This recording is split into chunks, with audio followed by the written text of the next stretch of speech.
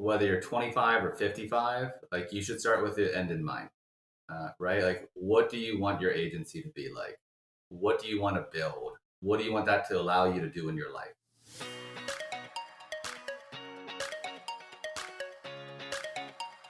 Welcome to the Insurance Refocused podcast, where we're highlighting real agent stories and how they are innovating to respond to the changes and challenges happening in the independent insurance industry. My name's Lindsay, and I can't wait to introduce you to my amazing co-host, who just so happens to be my mom, Carey Wallace. Mom, how you doing today? Oh, I am doing great, Lindsay. How are you doing? I'm doing good. It's a beautiful Friday out here. It's been, I saw a statistic. This has nothing to do with insurance, but I saw a statistic the other day that in Charleston, South Carolina, which is where I live, it has rained every single weekend since January. That's not really a statistic. It's kind of just a fact because it literally has. It's been crappy outside. So it's sunny right now. It's going to be sunny tomorrow. So it's already a good start to the weekend. I believe Whew. that statistic because here's the deal. I travel and I get home on a Friday, and I'm not kidding you. Every Saturday it rains. Sunday starts to get better, and then I leave on a Tuesday. I'm like, oh my goodness, this is not okay. So I am planning to do happy hour on the beach this afternoon and all day on the beach Saturday, which is not bad. So I am in a very good place. So yes, today is a very, very good day, but it's really a good day because we've got a pretty cool guest on our podcast today. Today, we have someone who has experience selling agencies, buying agencies, and advising people on how to do both of those things. Today, it is my pleasure to welcome Max Olson of Legacy Advisors. Max, so glad to have you on the podcast. Thank you very much for having me. And Lindsay, good job on taking a sad fact and turning it into a happy fact. So that's good Thank stuff. you. Thank you. That's like the skill of a marketing person, right? Yeah, that is what we do here. It's always find the upside of That's right. everything, right? Yeah, Yeah. exactly. Yeah. So, Max, I had got to know you through a mutual friend over the last couple of months, and I know you've done a ton of stuff in the industry. Before we talk about what all of our listeners want to hear about, which is buying and selling agencies and your experience, can you tell us just why insurance in general? Like what brought you to insurance and a little bit about your career so far in the insurance industry? Sure. Yeah. So I feel like half people go through and then just find themselves there, and the other half are like born into it in some capacity. I'm the latter half. So I've got over 20 family members that have worked in the insurance industry. I've got one, my dad basically owned an insurance agency for over 40 years, two uncles that owned insurance agencies, tons of family members that have been the corporate side. And that's what basically brought me to insurance. And it was something, looked at a bunch of options post college, but insurance was the place for me. Did you ever think you were going to do something other than insurance? Or was it just like a foregone conclusion? This is what the Olson family does. Yeah, no, I looked at other opportunities post college, and there were some good opportunities, but like insurance is a great place. I don't think it gets enough credit as it should be. And it was a pretty easy choice. I worked with my dad was like an absolute pleasure as well. Well, I got to tell you, if I had the opportunity to work with my dad, I would have jumped at it. So hats off to you for figuring out what we all eventually figure out. But it takes a couple of us, a couple steps along the way to figure that bad boy out, right? So Hopefully, that's not talking about Lindsay right now. I don't know. She chose to do this with me, so I'm assuming it was a good choice, right? Yeah. So let's talk about some of the experience that you have, because Sure. the average agency owner gets to sell their insurance agency one time. They really don't have a lot of experience, and honestly, the average agency may not buy that many agencies along their career. There are some that absolutely do. You've got a unique perspective of both. So can you give us what that was and what's brought you to today? Yeah, absolutely. So I guess just quick backstory. So on my end, started working for my dad's insurance agency fresh out of college. originally the goal was he'd work for about 8 years and then I'd take over his agency. And 5 years into it, we're at lunch and he's like, like 8 years, I'm going to retire. Wait a second, that math doesn't match up. So that's when I decided I needed to go through and do something different. And I started my own agency. That was back in 2012. I purchased 3 really small books of business. Started as a nationwide exclusive, a captive agent with about 250,000 in revenue or so. And then over the next 4 years, really focused on organic growth, got up to about 650,000 in revenue. And then after that, I planted a lot of seeds to go through and then potentially do acquisitions. And I did 10 acquisitions in the next 4 years. So it was a complete change of my business, went from 3 employees to 30 practically overnight. And learned a lot of lessons in those 4 years, for sure. And then in 2020, I was approached and sold to a large private equity-backed agency, which was a great choice. It was a before-after moment in my life, something I look back on I'm really happy about. And I worked with them for the next year and a half. And while I was doing that, a lot of agents came through and they had questions about selling agencies. So myself and a friend of mine went through and then facilitated about $200 million in transactions, just kind of part-time. And we really learned a lot of lessons on what wasn't being focused on. And a lot of that was the day 2 culture, like what happens after the sale occurs. To make it so like everybody's happy, right? Because if a seller is not happy at the day 2 culture, then the buyer's probably not going to be happy with the seller either. So that's one of the things that created Legacy Advisors in the first place, is the desire to go through and change that experience for agents. Hey guys, if you're looking to improve your bottom line, allow your team to operate efficiently, and really improve that customer retention, I believe you should check out Ascend. Ascend is the all-in-one insurance payment solution. They are focused on streamlining your invoicing, premium financing, accounting, and they'll even make your carrier payables for you. They are taking agency bill and making it as easy as direct bill. That is a game changer. They integrate with all of the major AMS players, and here's the best part. It's free. There is no subscription, no cost to you. They allow your customers to pay how they want. If you are interested in improving your efficiency, go visit ascend.com/insurance refocused and let them know that we sent you.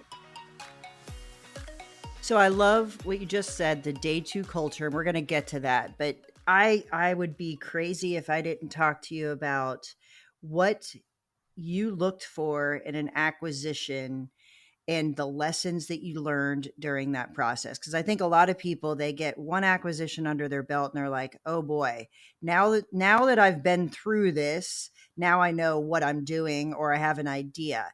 You went through, I'm sorry, did you say 10? Was that 10 right? 4 years, 13 altogether. Yeah. 13 altogether. So you had the first 3, which were much smaller, I'm assuming. Tell me what lessons you would, or, things that you learned that the average person might not know, that you would share from that experience. Yeah, fair. So I think first thing is ask a lot of questions, like way more than you think you should go through and ask. And I think if I was somebody looking to start doing what I did previously, I would be going to other agency owners that I know that have gone through and then done acquisitions, and then pick their brain on like the lessons that they've gone through and then learned. Because if you've done enough deals, you've gone through and then had some really costly lessons and some like, oh, that barely was okay, but I really should have asked these other questions and maybe had some adjustments. And a lot of it basically is, what's their staff like? Are they going to go through and then stay on? Or are they not going to go through and then stay on? Do you feel comfortable with their client base? Particularly like if they have different languages that are spoken, do you know about that in advance? Because if you don't speak that language, probably not going to keep those clients. There's just a lot of questions basically, and if you ask people that are in your area that know your market best, a lot of times, especially if they've been around for a long period, they want to tell you that stuff. Like this is part of their journey, and they want to share it. And I think you can learn tons of stuff from that. I find it very interesting and something that most people think of as a financial transaction. The questions you highlighted had nothing to do with numbers. The questions were about people, were about culture, were about fit. Like those are the things I think we forget to ask, right? We actually take it for granted that everyone's like us, and that's not the case. So, if you had to say the one question you think people miss, or one or two questions that people miss, what might that be?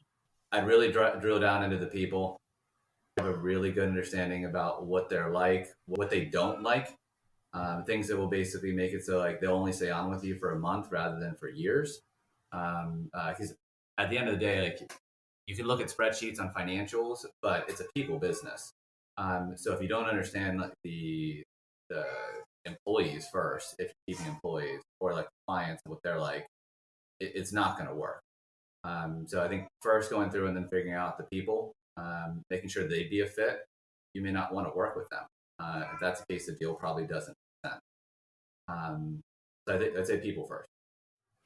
It's so funny. I spend a lot of time in valuing agencies and talking about, what the value of a business is. And the largest expense inside a business is your people, and the largest asset inside your business is the people. Like, if you don't understand that, especially in this crazy environment we're in right now, where the employment marketplace has gone through an incredible change, and if you don't understand what makes the people that run this business tick, and you're not connected with them, it's going to be not good, and it will impact your retention, your growth, all of those things, which are the numbers, but that's not where to find the answer. It's really in, I couldn't agree with you more. If you don't understand the human beings that are the culture and are the face of this business, it's really a huge miss. I would Yeah, agree with that. because eventually you get to a point where like you're not the one dealing with the majority of clients,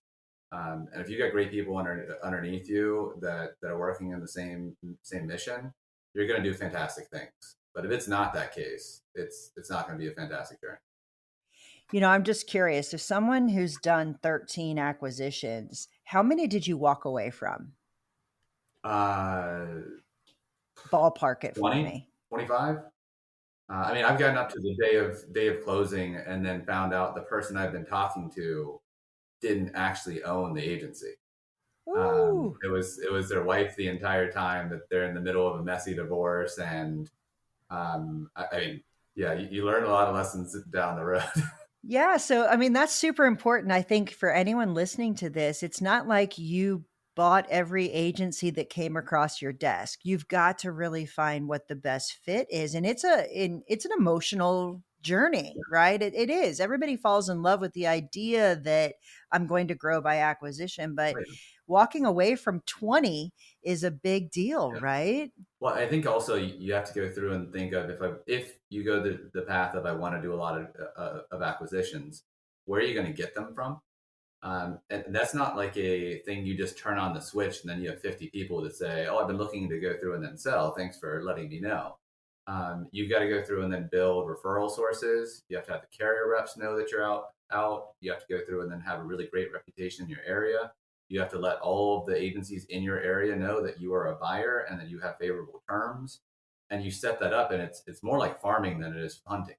So you go through and then set up for years, and then eventually the things start coming through. But it's not quick. Buying and selling agencies is sometimes really emotional, as Yeah. kind of my mom just talked about. How do you from like a buyer's perspective, if a seller is really emotional, or even helping other clients through that, how do you handle Sure. that? Because sometimes that's people's livelihood, and they lose their identity a little bit when they are going through that process. So talk to me a little bit about what that's Yeah. like. So kudos to you for knowing that. I think, yeah, to your point, basically, people have been going through and doing this sometimes their entire working careers, right? Like there are hundreds or thousands of people in their community that know them as the insurance guy or the insurance girl, and like that's just part of their identity. I think a lot of it is going through and then talking about like what do they actually want and knowing that up front. So that's not something you're finding out later down the road.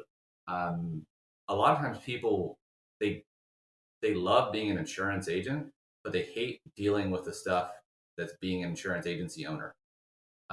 So if they can get rid of some of the back end stuff, the things that to them are just annoyances and really don't actually even move the needle much from a profitability standpoint or growth standpoint, they end up being pretty happy.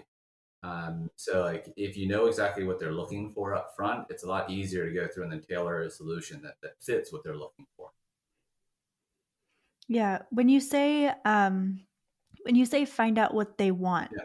what do you mean by Yeah, that? so like some agents want to go through and they're like, I am over insurance. I've done it for 42 years and this is the last day I'm going to do it when I sign this paper. And they're walking out and they're just, riding off to the sunset. And there's others that they just don't want to deal with the annoyances on the background. But like if they could be an insurance agent and just have like, a pretty cush lifestyle and not have to deal with the back end stuff, they're really happy. And I also like it ends up, especially if they're going through and then looking at exiting the insurance agency world, and they've got like a reasonable sum for like their sales price. Some of it's just talking about things that have nothing to do with insurance. It's like, well, what do you think you're going to do later on? So like one of the books that was recommended to me is How to Retire Happy, Wild, and Free. And it was a awesome book that went through and then took me from being really, really nervous about what life post transaction was going to be like, especially if I actually exited the insurance agency world, and then what life could be like afterwards. It's probably, I'm 40. When I sold it, I was 37. So it's probably a little bit better of a fit if you're 60. But I still got a ton out of it when I read it. So Yeah. I'll make sure to link that in the show notes so people can find yeah, it. absolutely. It's one of the few retirement books that actually focuses not on financials, but it focuses on the emotional aspect and things that make it so you'll be happy when you're 84, even if you're not working. So it's a great That's book. awesome. I really enjoyed it. Yeah.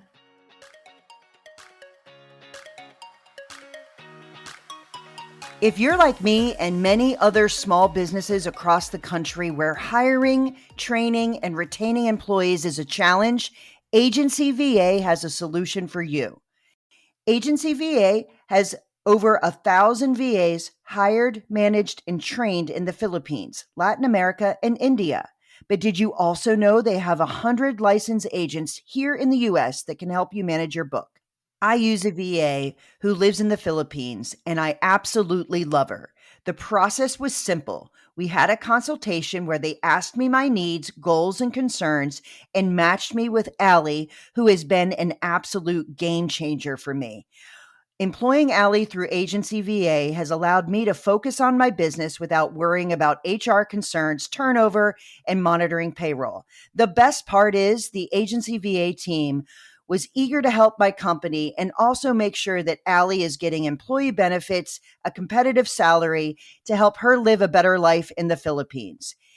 If this is something that you are struggling with inside your agency, please visit agencyva.com/insurance refocused and set up a time to talk to them about your hiring needs.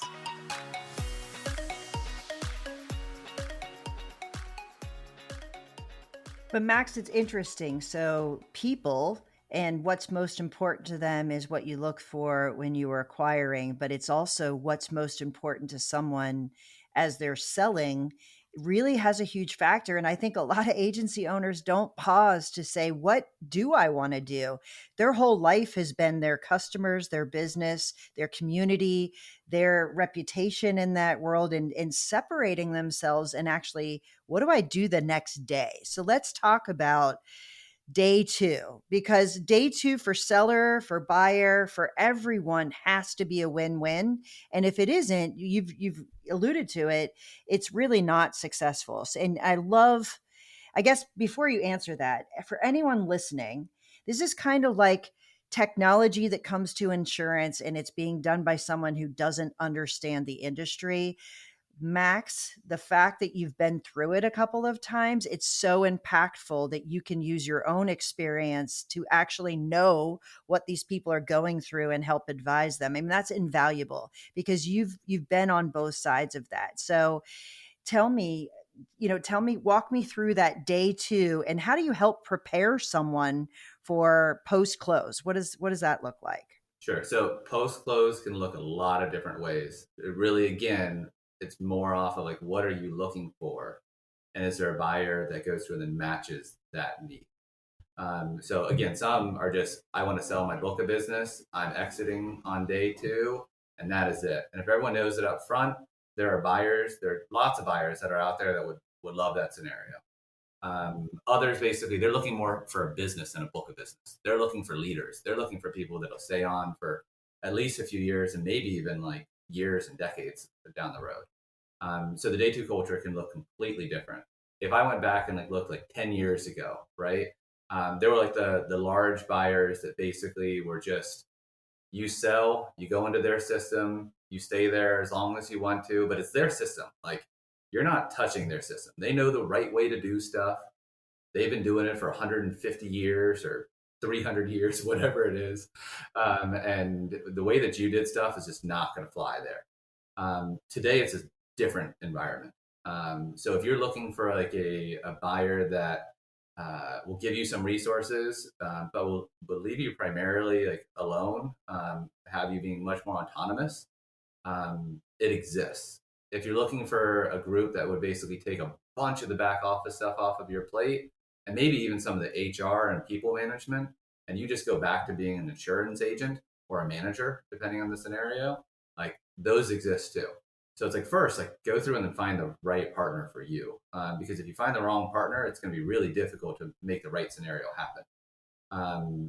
And day 2, like if you ask the right questions and there's not as many assumptions that generally happen without asking the right questions, it should be a favorable thing.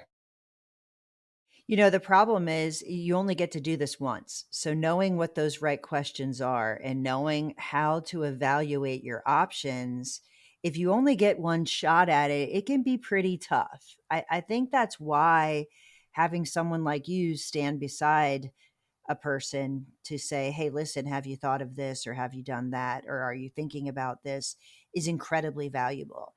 The saddest thing is when, I guess I'm thinking about this because I present on this topic. I actually present about what's most important to people as they're considering what's the next step for their agency. And, it's like a whole bunch of circles that say, is it the price? Is it the legacy? Is it the name on the door? Is it continuing to the next generation? Are you a multi-generation? And what are the things? Is it my customers? Is it my staff? Is it my whatever? And it's never what you think is most important. 9 times out of 10, in my experience, the money actually isn't the most important thing. In fact, it's like number 4 or 5 on the list. But the underestimated thing, in my experience, is actually being able to work for someone else. So do you want to talk about like how you walk through, because you just said if you sell to someone, it's their system, it's their this, it's their that. Many agency owners listening to this have been in business for themselves for 30 plus years, and now they might be in a situation where they work for someone else. Let's talk about the reality of what that looks like. So what it's like to go from being the owner of a 30 employee company to being part of a 1,000+ employee company. Yes. It's different. It is different. And I think realistically, you should try to get to have a good understanding about what those differences will be like up front. I think going through not just like the support that we go through and then provide, but even just going through and we'll give references or ask them to pull up people just out of the blue that have sold to that agency, ask what their experience is like, because you'll get really truthful answers. And they'll either be really good or really bad. They're usually not in between those two. I think basically like that the day 2 culture portion, I can't underestimate it. And to your point on employees, like I think like the price part, there's usually a barrier. It's like once you get above a certain amount, you feel good with that price. And then it's really about like who would make me the happiest, who would take care of my clients the best, who would take care of my staff the best. And especially if you've been doing it for a long time, like your staff's like family. So if you feel like it's something that they're just going to go through and then just get rid of everybody or treat them in a different way than they've been used to being treated, like it's just something that's really hard to go through and deal with. But I think if you ask great questions up front, it's a lot easier. And to your previous point on the employment scenario now, the positive part is everybody needs really great talent. That is across the board. There is not like the small agency or the large thousand plus employee agency that has all of their hiring needs done for the next several years. So if you have good staff, then like a lot of times they're even more valuable than what they were before you sold.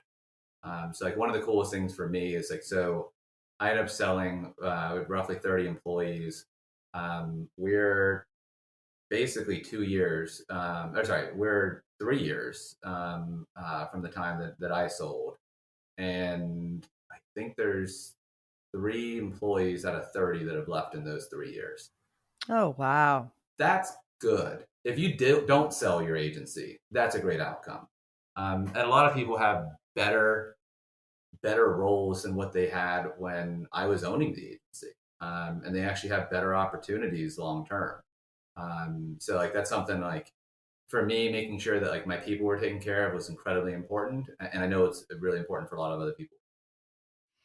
Yeah, so looking at the opportunity through your own eyes and then through the eyes of the people who are going to stay there when once you've already gone is are two very different things, right? And I mean, hats off to you, man, to have out of 30 people only 3 change in this environment. I think that might be unheard of, right? I mean, there's I think so it's pretty much good. movement in the Yeah. employment you know what I'm saying? Like it wasn't like it's just a normal time frame either. That's a pretty transient time frame. So well, let's talk some, let's drill into rather than your experience in specifically, but you've seen a lot. You've actually bought, you've sold, you've helped people in this process now through legacy.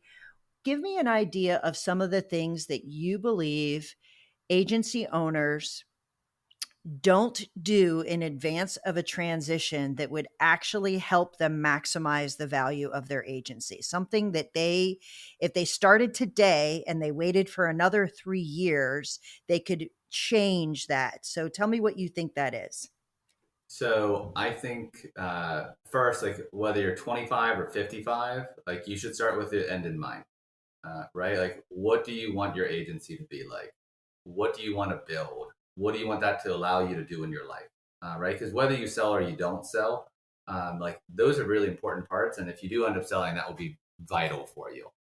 So if the idea is like, well, I want to go through and then sell, and I want to get around X amount or more when I sell 10 years down the road, what do you need to do today to make that happen? So a lot of the times, if it's like we're talking years in advance, your number one focus is just revenue growth, right? Because you can do a lot of stuff on the back end to make your expenses change, but you can't change your revenue. So like really going through and then fueling on the revenue side, really fueling growth. Um, a lot of stuff on the back end as far as expenses, like unless you're doing things just like completely unnecessarily, those can be tweaked. I think if you have multiple locations, try to go through and then look to see if you can consolidate some of them. Because if you can go through and then do that, then that's going to drastically drop your expense. And oftentimes, especially now, like if you went like pre-pandemic and you had 5 locations in a general geography, kind of made sense. It's not as many people that walk into offices anymore. So it's a lot easier to close offices with like a really small difference in client retention. And ultimately you end up giving like a more centralized approach to your staff, which means that you can actually go through and then give more focus to them individually because you're not running around to different offices, etc. And really focus more on processes. So like I think the other part there is basically the more you can dial into processes and get those in line, the more desirable you'll be to any buyer, and B, you're just going to be so much more efficient. So like you can actually go through and then grow at a better clip without increasing your expenses nearly as much.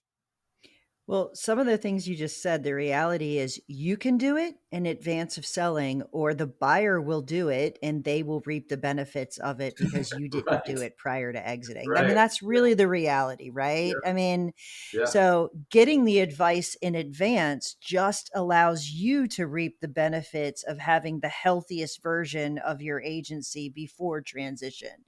The last thing you want to do, I mean, I sold a house, 4 years ago, and 3 years ago, I guess. Anyway, it doesn't matter. I sold a house and I didn't actually upgrade the master bathroom until I was getting ready to sell my house. It was kind of annoying. Like, I really would have rathered enjoyed that master bedroom for a little bit. And I liken it the same way to an agency. Like, you know what? You could reap the benefits of having a super healthy agency, and it will also be a much more valuable asset. So do it early is the point. Like, know those things that drive the value of your agency, and don't let the buyer do it. Let you do it. And then, you're in the best position. That's really how I think about it. Right. I Yeah. 100% agree with that. And I think if you start with like end in mind, it's easier to go through and do because you know what you're striving towards. And I think also going through and then getting outside people outside of your agency, consultants to go through and then help you can make a dramatic difference. Because you can be great at 5 or 10 different things with an agency, but you're not going to be perfect at all of them.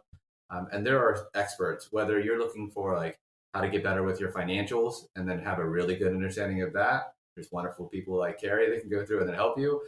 If you're looking for people that can really help you with regards to retention strategies, there's awesome groups that can help you that I use personally as well. Or even just like how to go through and then market so you can drive your top line revenue higher and quicker.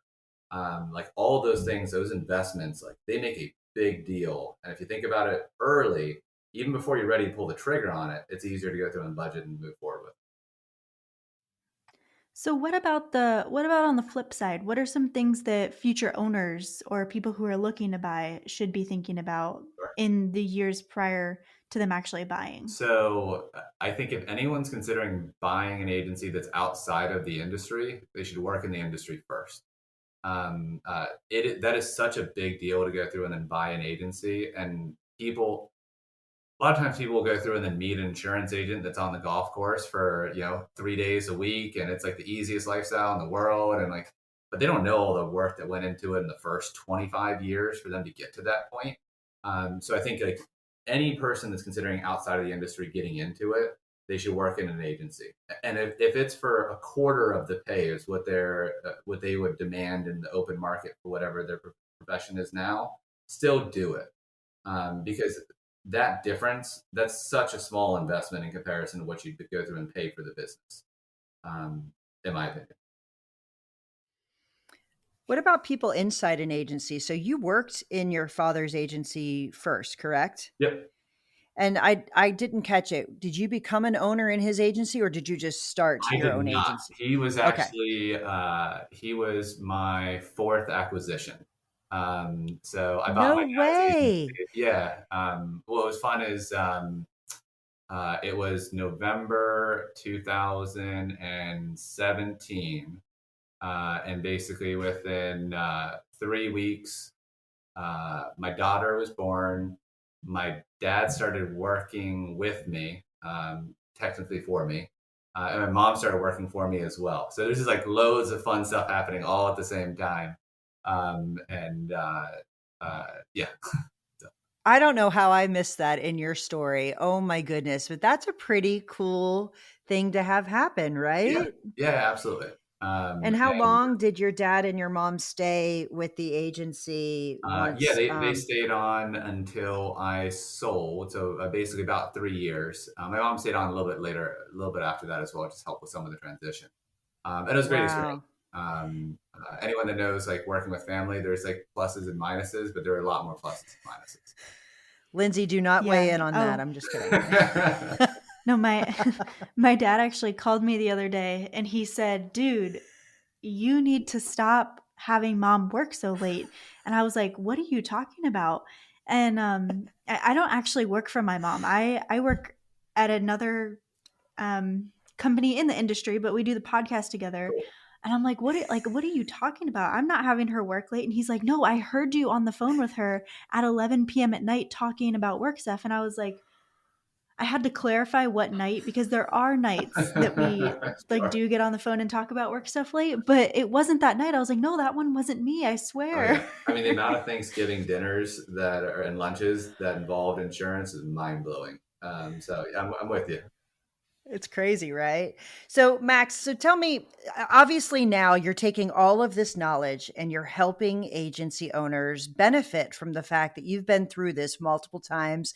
Clearly, I don't think I've ever met anyone that actually bought their father's agency and their father and mother started working for them. I mean, that's a pretty cool and unique perspective.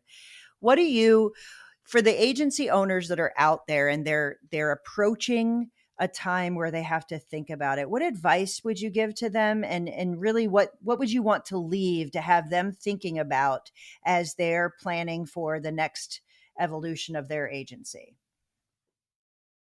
So I'd say prepare to make it so you don't have regrets, right? Because like that's the last thing that anybody wants to go through and then do. You've gone through and then owned an agency for 5, 10, 20, 30, 40 years. You build a livelihood for your family around it. You've gone through and then created a name in the community. Um, you've never sold an agency though, or a few people may have, but most people have not. So this is like one of the biggest moments from business perspective, like in their life. So like make sure you give the time so you do it right. I'm always a proponent of going through and then having good people in your corner that can go through and give you advice, make sure that you don't get taken advantage of, etc. I think most people should use some M&A advisor or business broker to help them through that process. They are not created equal at all. The first business broker that I worked with, I had no idea, but they were actually a buy side rep, and they never disclosed that to me. I wasted dozens of hours, 3 months of my life basically, and ultimately I got an offer, which was a lot of money, but I would have been leaving millions of dollars on the table, and I would have hated day two, hated it, because the buyer just their interests weren't aligned with mine. So getting like the right people in your corner, I think that's like a really really good starting point, whether it's us or somebody. I cannot agree more. You only do this once, and it is your life's work, and it should be something that you're proud of when you look back on it, not with regret. And unfortunately, so many people, I think the statistic, certainly in the SEPA program, which is the Certified Exit Planning Advisor program that I went through, the statistic was staggering. 73% of business owners regret the sale of their business. And it's because, yeah, it's just crazy, right? Like it is not good. So surrounding yourself and talking to people who have already been through it, getting the right advice and planning for it. Don't let it happen to you. Plan for it and be in control of that decision, I think is incredibly important. It's why I'm super passionate about what I do. I know you are very passionate about what you do because you want to see people in the right space without Yeah, and question, right? yeah, Yeah. this for me, basically selling my agency was a before after moment. And obviously, I come from the insurance agency world, so I know dozens of other insurance agencies that sold their business prior to legacy, and a lot of them are happy. Some of them really aren't happy at all, but most of them just didn't know what they were coming into when they got into it, which is just sad because it's something that can be easily fixed. I would So just agree. making sure you ask lots of questions, and make sure you're getting the right questions to ask in the first place. Super helpful. So, Max, if someone wanted to reach out to you and either ask you a question or work with you at Legacy, where can they reach you? Yeah, they can always go through and then reach out by email. So max at legacyadvisors.partners, or just check out our website, www.legacyadvisors.partners. And yeah, we'd be happy to go through and then chat with them. Most of the stuff that we do up front, just conversations, figure out if it makes sense to kind of move forward on things. And if it does, great. We're not here to go through and convince anybody to sell. We're just going here to educate people if they want to look into it. Well, thank you so much for joining us. I know I've learned a lot today, and Hoping our listeners will as well. Yeah, thank you so much for having me on. This is great. Really appreciate it. I'm looking forward to a sunny Charleston weekend. Fingers crossed. First one since January. Nice. First one. I love it. Thanks so much for tuning in to the Insurance Refocused podcast. If you enjoyed the episode, please be sure to hit subscribe and leave us a review so you'll never miss us. Want to learn more about how Agency Focus can help you grow your agency? Head to agency-focus.com or email Carey directly at carey@agency-focus.com. If you need to get in touch with me, feel free to shoot me an email at lindsay@agency-focus.com. Thanks so much for tuning in. We'll see you next week.